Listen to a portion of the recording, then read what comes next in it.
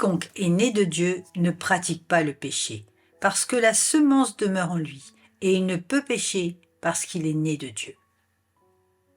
Cette affirmation de l'apôtre Jean est essentielle pour notre marche avec Dieu. Il est question une fois encore du péché qu'un nouveau-né en esprit ne doit plus pratiquer. Cependant, même régénérés, nous sommes encore tiraillés par le péché. Nous sommes attaqués et nous tombons encore parfois sous le poids du péché. Mais ce qui est très encourageant, c'est que par notre nouvelle naissance, le Saint-Esprit nous a sortis de l'esclavage du péché et qu'il ne pourra plus jamais nous dominer. Nous sommes libérés, frères et sœurs, de l'esclavage du péché. Le péché existe, il veut combattre, il est présent dans notre sphère de vie, mais il n'a plus de pouvoir dominateur sur nous, en ce sens que c'est nous qui sommes au-dessus de lui par la grâce de Christ.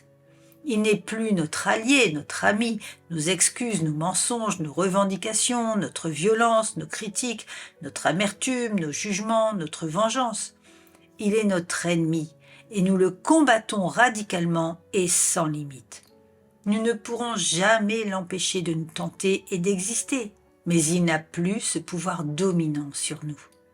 À travers la foi et la sanctification, le Saint-Esprit est à l'œuvre chaque jour de notre vie pour le combattre et le renvoyer de là où il vient.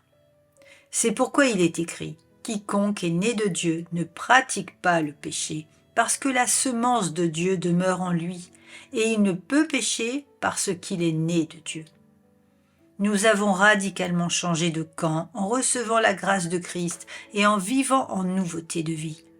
Notre vie n'est plus impactée par le péché, mais entièrement consacrée à faire la volonté de notre Dieu 3 fois saint, en la personne de Jésus-Christ. Le trousseau de la sainteté nous a été remis avec les clés de la repentance, du renoncement et de l'obéissance au commandement divin. Nous sommes maintenant en relation avec la sainteté de Dieu qui est toute puissante pour rejeter le péché et le renvoyer dans son gouffre abominable. Nous ne sommes plus compatibles et nous le proclamons haut et fort, soutenus par la main puissante de notre Père céleste. Nés de Dieu, nous avons une destination céleste sans péché qui nous attend.